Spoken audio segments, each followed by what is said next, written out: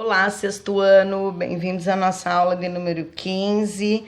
Estamos na apostila número 2, capítulo 1, vamos falar sobre água, página 2. Então, a apostila traz para vocês aqui no capítulo 3 a composição da matéria e as transformações que ela pode ter. Então, vamos ler o texto.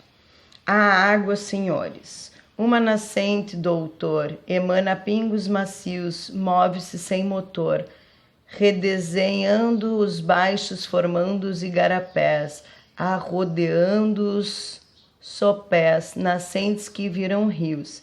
E nesses cursos bravios, a água leva esperança, vencendo seus desafios, molhando o banho criança no verde que se quer crescer, na flor que vai florescer e a safra que tem bonança.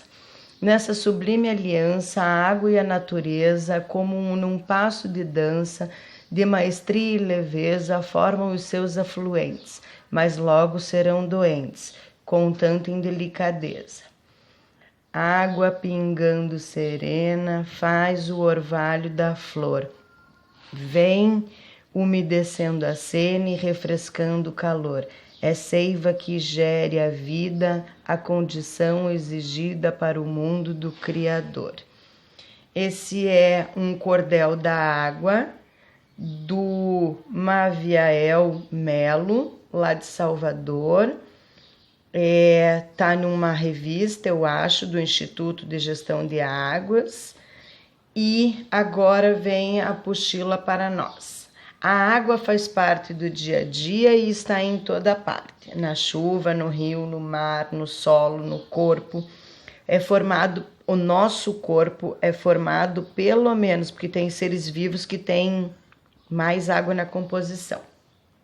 Podemos dizer que todos os seres vivos dependem dela para sobreviver e assim garantir a permanência, se não entra em extinção. No entanto, a água é um recurso que exige cuidado para estar disponível ao consumo. Espaço para o diálogo. Em quais trechos do cordel é possível perceber a importância da água para os seres vivos e porque essa substância é essencial para a vida? Você vai fazer esse exercício para mim, na próxima aula a gente corrige junto com o outro, tá? Então, agora a gente vai classificar os objetos. Então, como a gente sabe, a água é a fonte da vida. Se não fosse a água em forma líquida, não teríamos vida. Assim como o sol, que é indispensável, porque o sol é a fonte de energia natural. Considerada um recurso natural único, escasso e essencial. Isso aqui é um conceito já científico que está na lei, tá? Recurso natural único, escasso e essencial. É uma substância, que é a determinação química dela, né? É como ela está classificada quimicamente, formada por dois elementos químicos, porque a água, H2O, formado por hidrogênio e por oxigênio, certo? Entretanto, esses elementos químicos, eles também podem se combinar de substâncias de formas diferentes, formando outras substâncias. Então, o gás oxigênio, que é o que a gente respira, é diferente do elemento químico oxigênio. E o gás hidrogênio é diferente do elemento químico hidrogênio. Então, aqui a gente pode perceber, ó, o elemento químico oxigênio é O-2, que é a posição dele na tabela periódica. O elemento químico hidrogênio é H+1, que é a posição dele na tabela periódica. Agora, o gás oxigênio, ele é formado por dois átomos do elemento químico oxigênio. O gás hidrogênio é formado por 2 átomos do elemento químico hidrogênio. E a substância, a molécula da água é formada por 2 átomos diferentes, 3 átomos de 2 elementos químicos diferentes. Então aqui tem 2 hidrogênios e 1 oxigênio. Certo? Então, a combinação de elementos químicos do mesmo tipo originam substâncias simples. Elementos químicos de um mesmo tipo são substâncias simples. Então, aqui é uma substância simples, aqui é uma substância simples e aqui é uma substância composta, porque é formado por elementos químicos diferentes, tá? Então, as substâncias simples ou compostas, as substâncias de uma forma geral, elas podem ser puras ou misturadas, que a gente chama de mistura, tá? Então, a água, ela é uma substância que tem capacidade de se misturar com outras substâncias. Então, é difícil a gente encontrar a água 100% pura. A água 100% pura, ela tem que passar pelo processo de destilação laboratorial. Água 100% pura, só em laboratório, por um processo chamado de destilação. Retira todos os poluentes, todas as outras substâncias, todos os sais, retira tudo da água. Então, não existe a água 100% pura, tá?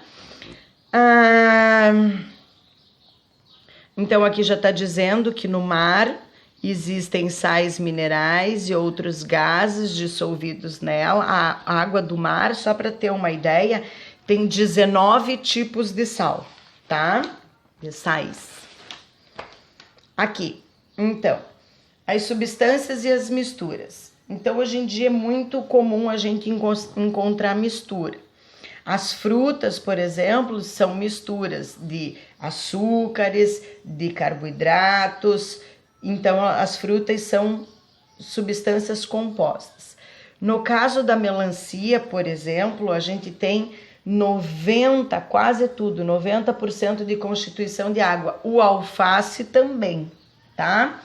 Então, agora vamos ver a história do limão, a composição química do limão. O limão é um fruto muito utilizado no preparo de alimentos. Muitas das pessoas que apreciam esse fruto. É verdade que o sabor dele é azedo e pode desagradar a alguns, mas não poderia ser diferente. O limão é azedo porque, dentre várias substâncias presentes nele, 2 estão em maior quantidade: o ácido cítrico e o ácido ascórbico. Por isso que ele é bom para prevenir doenças, tá? Como a quantidade dos ácidos supera o das outras substâncias, o sabor que ele transmite é de azedo, que a língua sente, tá? Que depois a gente vai ter que ver no próximo ano esses receptores aqui que interagem com o meio ambiente. Observe no quadro os principais componentes encontrados no limão e as funções no organismo. Então, olha que tabela boa para manter em casa, hein? Qual é a função do cálcio? Regular e coagular e participar em alguns neuromúsculos, na função de neuromuscular. O ferro no processo respiratório, porque é ele que transporta, que faz a fixação do pigmento hemoglobina na hemácia. E o ferro também é responsável por levar embora o dióxido de carbono do nosso corpo, por causa da hemácia, do transporte de gases no nosso corpo. O potássio, ele participa nas atividades do músculo, então no processo de regulagem. O fósforo está na composição de um dos sais para a formação dos nossos ossos. O magnésio participa da bomba de sódio e potássio na contração dos músculos para depois não produzir ácido lático. O sódio participa na condução do impulso nervoso do nosso corpo inteiro, em todas as células do nosso corpo, e ainda faz a regulagem de água no nosso sangue. O zinco, ele tem papel importante na formação dos hormônios, principalmente no hormônio do crescimento. O ácido cítrico, ele fortalece o sistema imunológico, porque faz parte do complexo de vitamina. O ácido ascórbico é a vitamina C, além de atuar como antioxidante, ele faz parte do sistema imunológico. A vitamina A desempenha um papel importante contra infecções e para a visão. O complexo vitamínico B está relacionado sempre à proteção das células do nosso sangue, do sistema imunológico. Manter o nosso sistema imunológico forte e em dia. E a vitamina E previne a deteriorização das células, principalmente de unha, pele e cabelo, que são os anexos da formação do nosso corpo. Aqui, você percebeu a quantidade de sais e vitaminas em uma só simples frutinha que é o limão? São essas substâncias que fazem do limão o incrível nutriente para a nossa saúde. E é uma das maneiras mais fáceis para a gente ter o benefício do limão, é a limonada. Então agora veja como é uma limonada e junto já uma limonada química, de aula de química, tá bom? Então, primeira coisa que você tem que fazer é ter 3 limões. Então aqui a gente já tem um volume. Aqui é do soluto. Meio litro de água. Aqui já temos mais um volume do solvente. Certo? Porque um vai ser dissolvido no outro. Açúcar a gosto, então que depende do paladar de cada um de vocês, fazer o equilíbrio.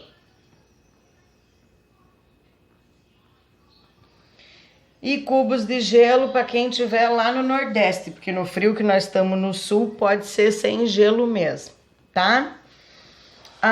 Como é que se prepara? Você pega a água, pega o limão espremido, adiciona açúcar e tem uma mistura. Não esquece de mexer, que senão não dissolve o açúcar na água, tá?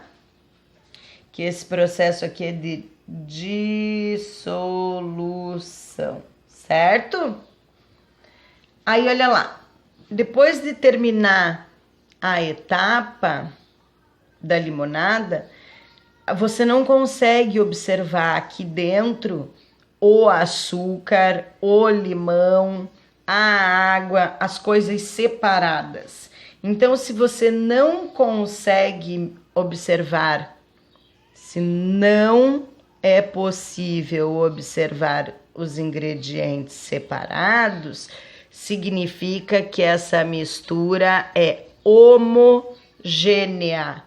Homogênea significa misturada igual, tá? Cada parte que você faz para chegar nesta mistura é chamada de fase, tá? Então, a fase é cada parte do processo de homogeneização, certo? Vamos ver então. Após a adição do gelo, você vai formar uma mistura 2. E daí, quando você põe o gelo aqui na sua limonada, você consegue ver que o gelo fica separado do resto da mistura. Então, aqui já existe um outro processo, que são as misturas de fases distintas. Você consegue observar os produtos dentro da mistura.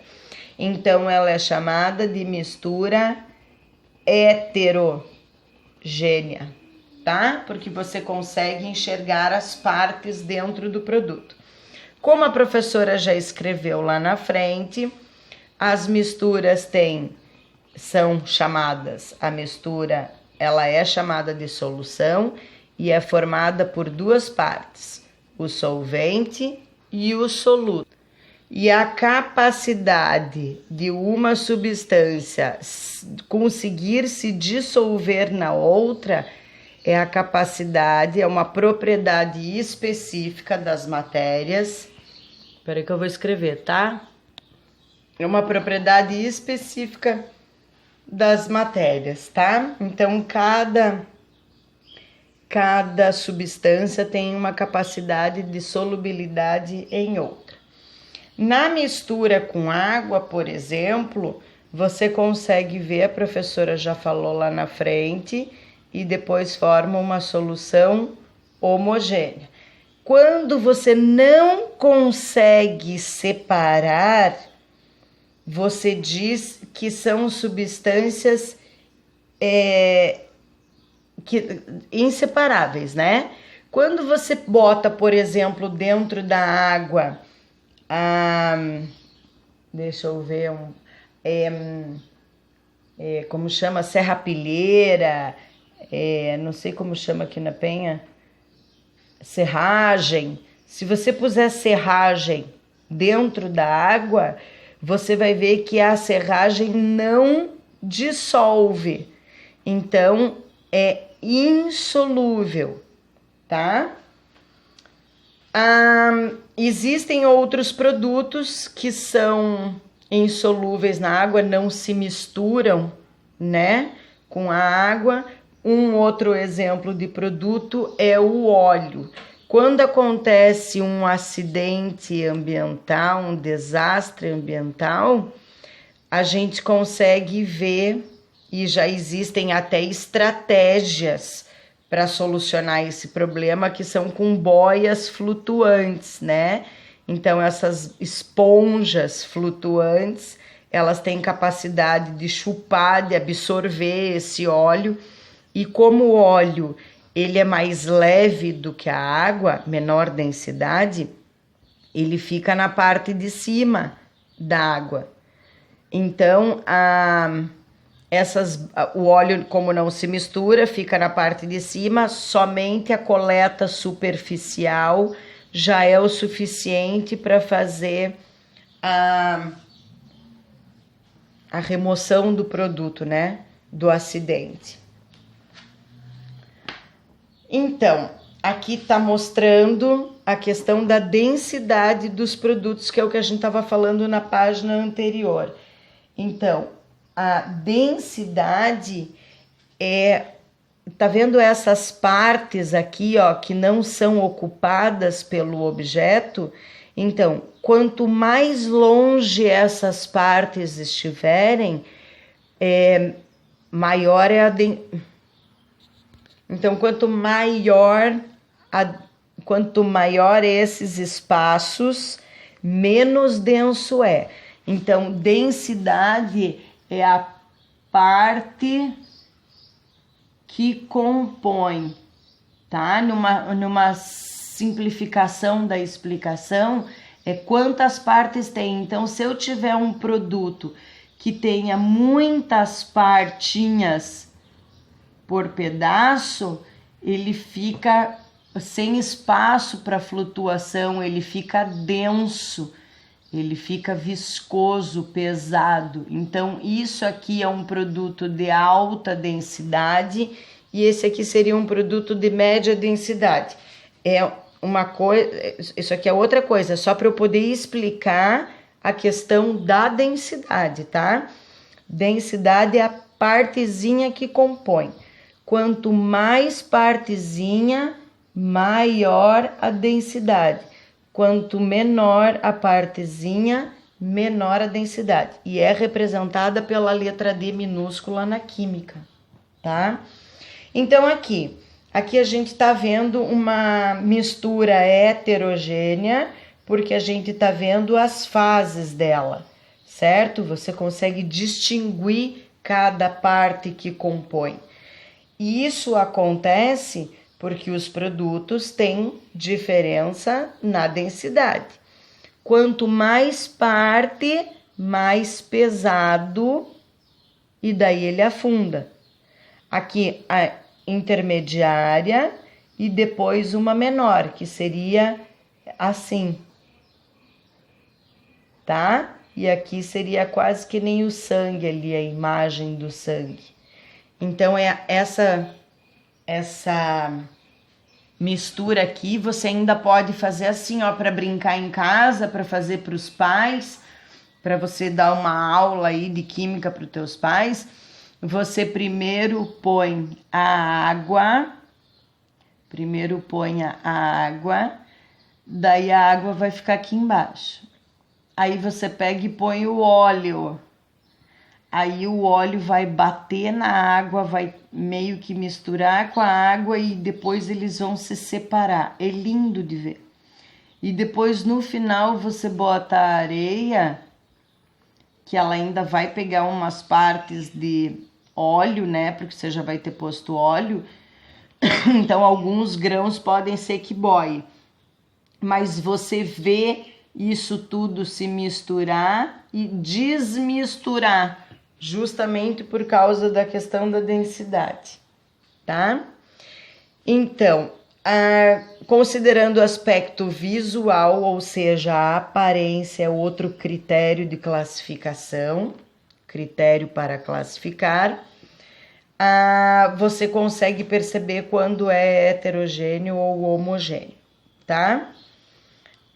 Você tem que tomar cuidado só para utilizar a classificação de aparência, porque às vezes o objeto pode ser heterogêneo, mas na verdade ele pode parecer homogêneo, mas na verdade ser heterogêneo, como é o caso do sangue, tá? Você consegue fazer essa decantação aqui numa centrífuga em laboratório para poder observar. Aqui você tem a parte pesada do sangue, que a gente chama de células, sanguíneas ou elementos figurados, e aqui em cima você tem a parte de água do sangue, que é o plasma, tá? Então, como eu já disse para vocês, no laboratório, com a centrífuga, você consegue fazer essa separação dos componentes, tá? Para fechar nossa aula de hoje, muitos exercícios na página 8, muitos exercícios na página 9. Na próxima aula corrigiremos e aprenderemos mais um pouco. Um beijo no coração, fiquem com Deus e até a próxima.